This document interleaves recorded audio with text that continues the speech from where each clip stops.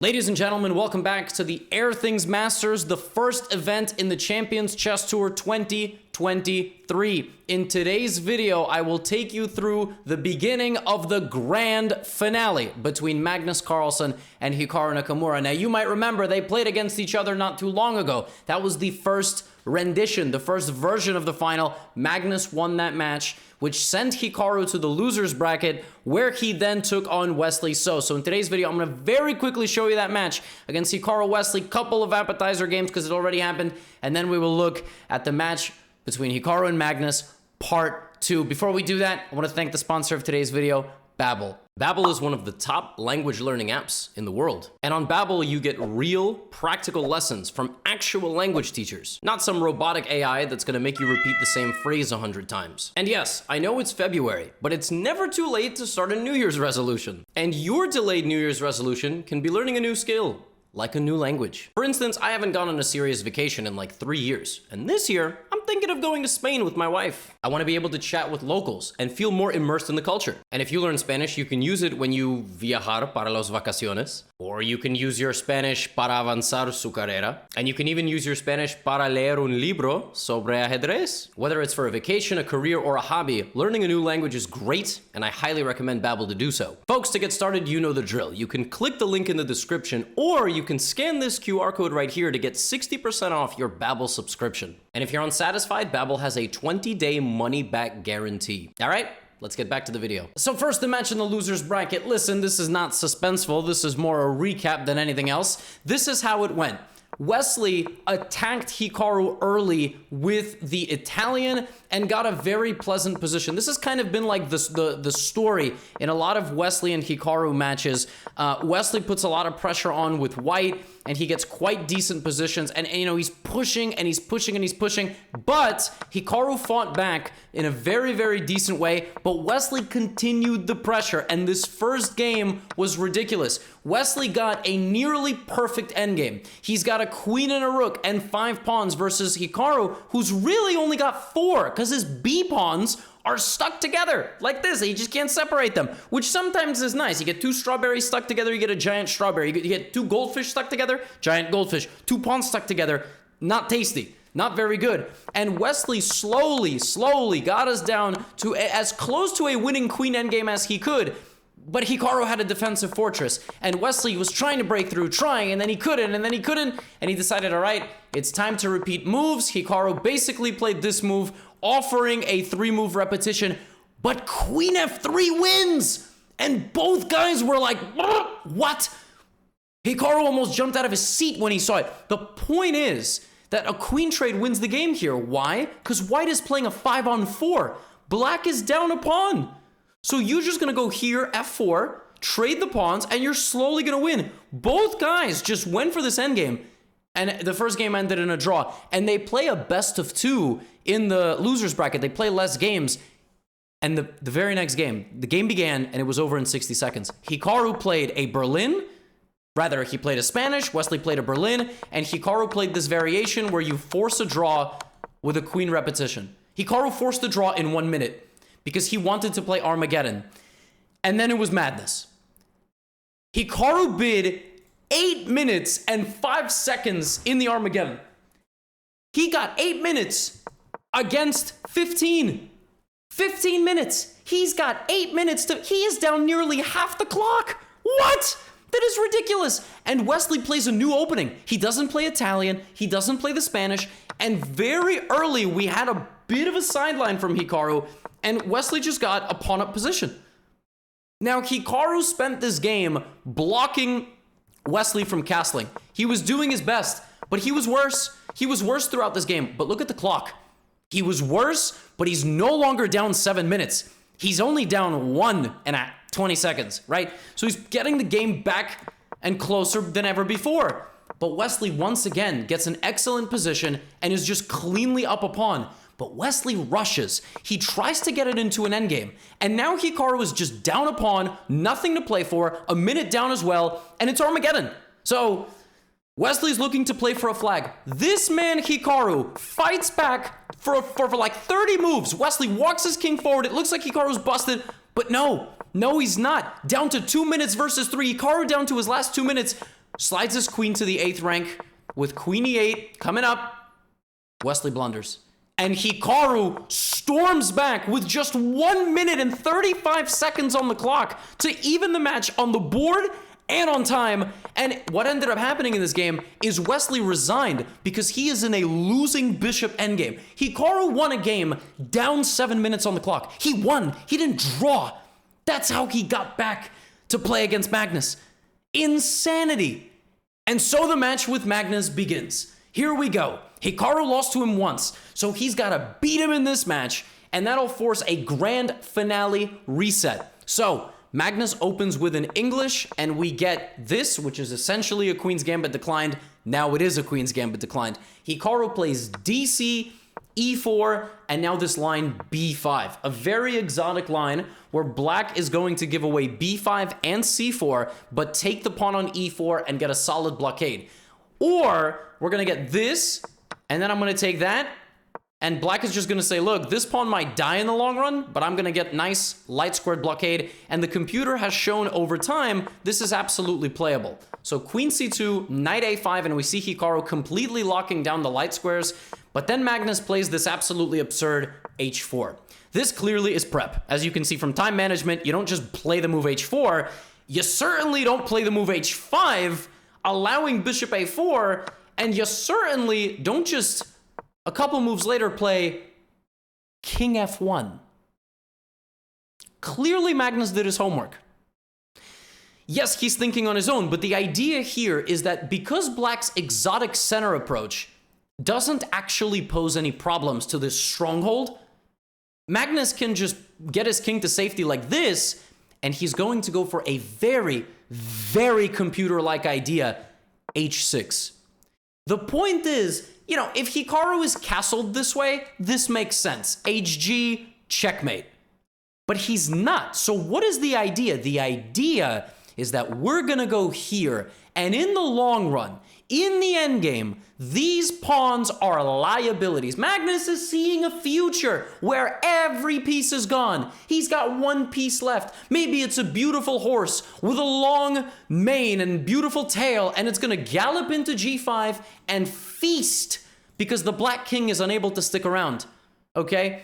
And that's the idea. So now it's time to start trading pieces and activating our rook from the corner. We take on C4, we take here, check, here come a couple of exchanges, and now we're down to queens, rooks, knight, and it's a dominant advantage as the Black King is completely stuck. Rook b4, queen a2, the opening experiment has not paid off. Magnus absolutely dominant, up 4 minutes on the clock. Hikaru is done for. There is absolutely nothing he can do, right? Oh, there's always something Hikaru can do. The second that you think that it's all over against Hikaru, like look at this position. I mean, right, White is just gonna play rook f7, rook g7, knight h7, like it's game over. Nope, because he's just gonna jump around. He's gonna give a couple of checks. And then he's going to come back to c7, and it's like, wait a minute, now they're both below a minute. What? But the problem is, the position was too good. It was too good to mess up. Rook b4, and the problem is that Black's king is just on the back rank. And you can lose that pawn. You don't have to lose that pawn, by the way. But he loses the pawn on e5, but the only remaining pawn that matters is this. I mean, it's such a problem for Black to deal with. And he could have played rook f8, but it just makes no difference. White goes here, preventing this. That pawn survives the apocalypse, and it's just going to be the other pawn. Notice how it's the flank pawns. It's the A and H pawns in the middle and endgame that matter the most like this, because they restrict enemy piece play, they create long-term problems, and they are also just passers. They are really difficult to stop marching up the board. So knight g4 played, knight f7, and Magnus Carlsen takes game 1 of the grand final in a very nice fashion. I told you in the long run, the pieces would feast, and feast they did. A beautiful game. Very nicely done. Start to finish, good control, very unique idea with the H-pawn. And this just goes to show you that if you don't constantly play like Wesley So, constantly going for main lines, Hikaru played a very exotic line. Very exotic. And he got punished. And this is the thing about top-level chess, especially against guys like Magnus Carlsen. Like, you F around, you find out. I mean, that's just how it works. Really, that's just how it works. All right? You fudge around, you find out. I like to be more family-friendly on YouTube. You know, kids are going to learn to curse one day, just not on this channel. Maybe on some other channels. So Magnus takes game 1. It's time for game number 2. Hikaru's got the white pieces. He goes for knight f3, and we have a ready, and we have a reverse King's Indian. Now we have knight c6 and c4, okay? c4 is one of the approaches here. Magnus decides, well, you know, I'm winning in the match, so let me trade queens and create this, this laser beam, all right? This is a mammoth pawn structure. And Hikaru's going to try to advance on the queen side, right? So he's going to play knight a3 and rook b1, and now he's going to try to attack the structure. Magnus is like, all right, attack my structure. Do your worst, all right? Because it's defended. b3, knight c2 coming, bishop b2 also. Something is going to travel to the center. Magnus plays king f7. He doesn't need to castle because it's the endgame. The king is completely safe. And the rook is going to come to the d file to fight for central real estate. Bishop b2, here comes the rook, one of the rooks, he takes, and now that Hikaru is trying to go knight h6, it's time for knight g5 rather. Magnus plays h6, preventing that, and we have knight d4, knight into e5, and this. Position looks really promising here, you know, because white is actually applying a lot of pressure. If Magnus plays a little bit too slowly, then the g6 pawn falls as well. So he's got to strike right now. He does, because he's Magnus. Knight g4. This pawn hangs, that pawn hangs, danger levels. I hit the bishop, I hit the knight, you take my knight, I take your bishop, so the center falls apart. Knight c6, counter-attacking the rook and defending the bishop, and the bishop now attacks the other bishop, so we have takes, the knight is kicked out, and we get this endgame. 2 rooks and a knight, 2 rooks and a bishop, but black is better. Black is better because of the pawn structure. He has 3-3, white has 3-1-2. All right, c5 attacks the knight, kicks it out, and now we improve the structure, but Magnus is not really playing for like a win. I mean, he's taking what comes to him, but now this very nice idea f4. Pawn takes f4, and Magnus could take on h3, but instead he does this in a much more fancy way. He sacrifices his rook. I'm not yelling it because it's barely a sacrifice. The point is that if king takes, you have bishop f5, he wins it back immediately, and Magnus just taking care of business. I mean, honestly, gets into a2, and Hikaru's got to be a little careful here, but Magnus kind of threatens a rook trade. Hikaru comes down to c6, all the pawns are going to fall off the board, and there's not much here. The players repeat moves, so Hikaru can't break through with white. So now Magnus is up 1.5 to half, and he just needs 1 more point out of 2 games. So either he wins the next game with white, or he makes 2 more draws. I mean, it seems like, you know, foregone conclusion. All right? Foregone conclusion that Magnus is going to win this match. And then something completely insane happens. Magnus starts game 3. Hikaru plays a Sicilian. This man is like, I'm going out on my sword right here. Sicilian, let's go. I'm looking for a Najdorf. I'm not looking for an Alapin. You play knight f3.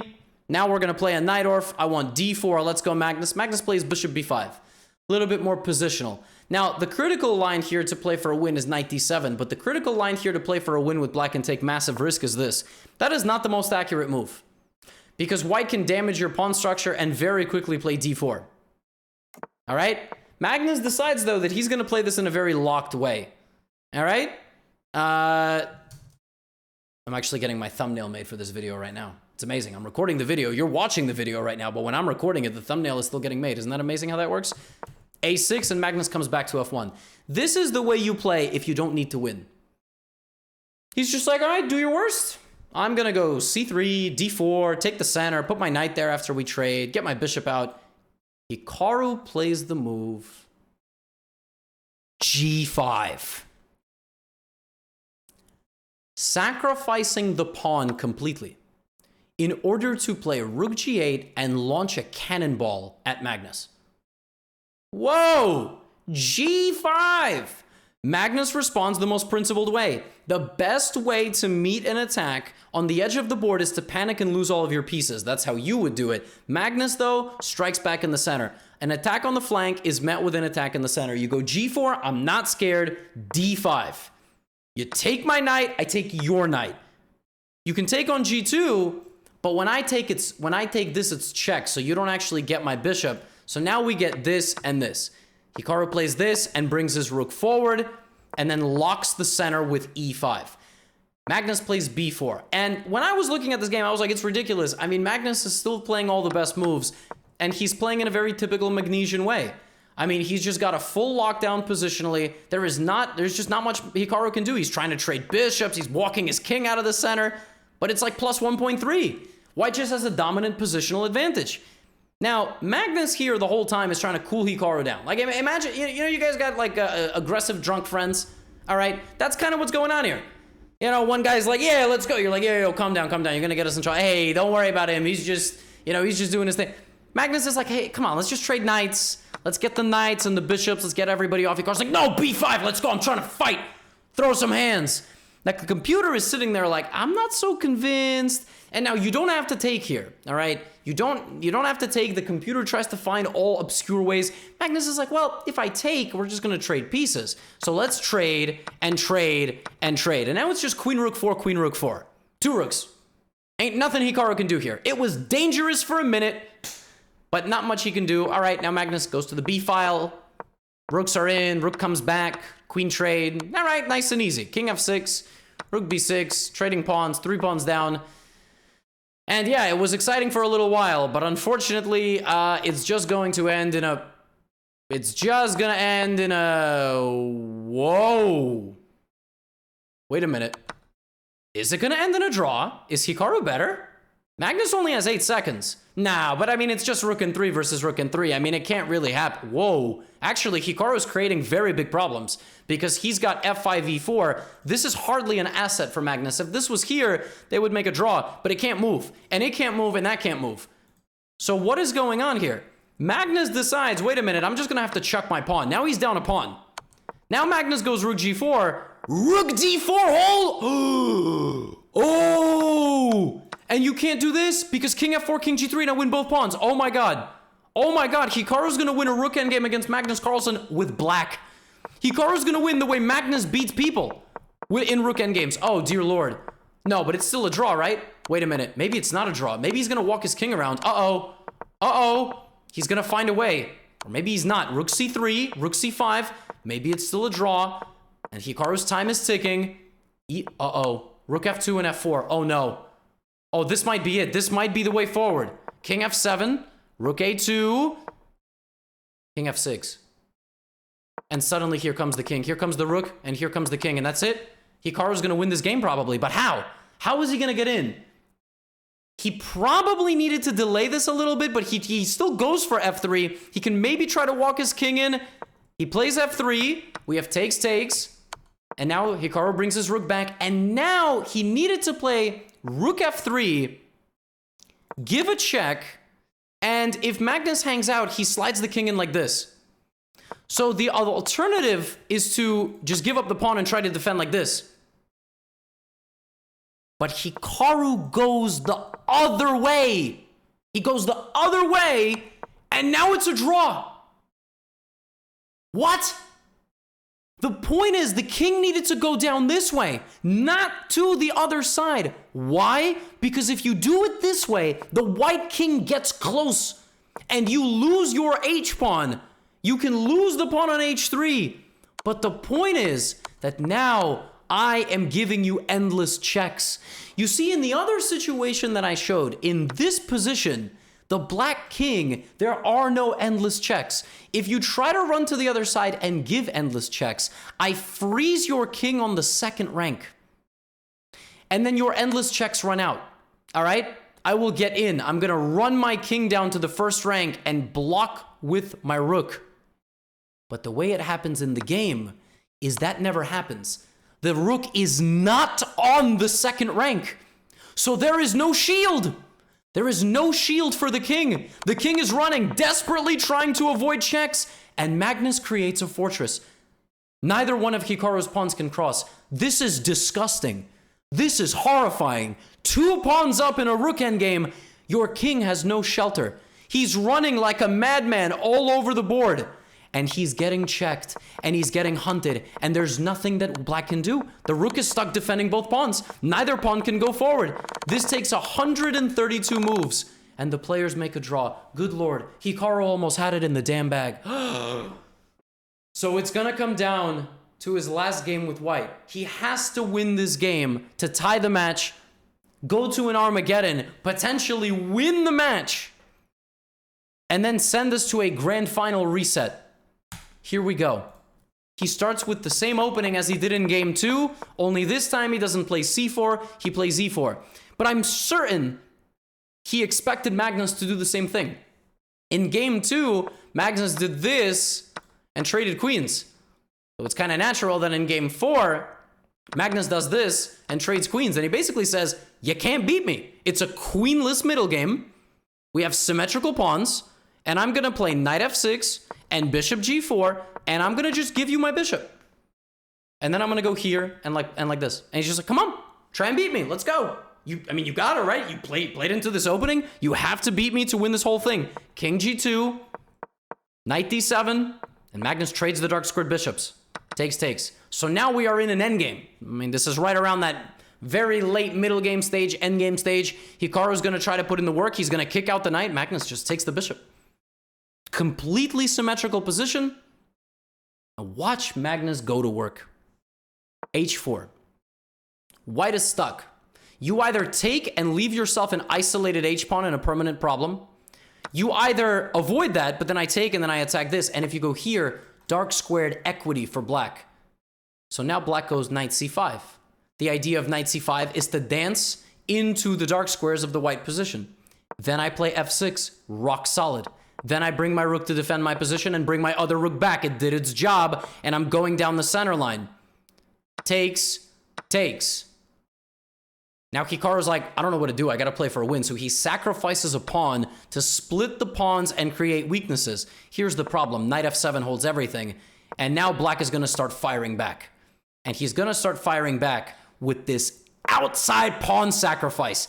a5. If you don't take, I take, and I'm walking in. I can also just lock the position. But if you take, because you know you need to play for a win, I come here. And it's just, I mean, you have 1 pawn island, 2 pawn island, 3 pawn island, and you're down a pawn. And Magnus walks in to a2, and now an amazing move, g4 check. Oh my god, it doesn't look possible. But the point is you're deflecting my king away, or this. Now knight g5, my pawn goes, rook c2, and in this position after rook d3, Hikaru offered a draw. He offered a draw because it makes no difference. A draw is a loss. He could resign, but he also didn't have to take any of that risk, right? The point is that in chess, we have this kind of gentleman's agreement, if you will. Ladies, you're more than welcome to the agreement. It's just antiquated terms. I do apologize. It's this agreement that, you know, a draw is a loss, so I'm going to take a lot of risk, and the game is not rated anyway. So, you know, Magnus could play this for a win, but offering a draw just ends the match. So Magnus just accepts. And he wins the Air Things Masters. He wins the first event of the Champions Chess Tour. He wins $30,000. Not too bad, if I may say so myself. And he was just flawless. I mean, he was ridiculous today. Just effortless with black. Took what came to him. But he almost let it slip. He almost let it slip in that third game. And you got to give credit to Hikaru also. Playing through the family stuff that he's dealing with. You know, he had to travel right before the event. And I mean, that just takes ridiculous mental fortitude, emotional fortitude. And to fight back from the loser's bracket, I mean, to be down 7 minutes in an Armageddon, like Hikaru and Magnus are far and away the 2 best speed players in the world. Wesley is so, though. I mean, he is right there as the number 3. He is just inches away from being number 3. It is close. I just said that Hikaru and Magnus are far and away, and then I just said Wesley is. Yeah, I'm trying to hype everybody up, but somehow I did a little bit of overlap there. Wesley's close, but it's Hikaru and Magnus for sure. And that's it, folks. That ends the coverage of the Air Things Masters. I really hope you did enjoy it. I've got some fun video content coming for you, some opening content, you know, some low elo content, some other content, and an announcement, which will probably be in the next couple of days. So, yeah. See you in the next video. Get out of here.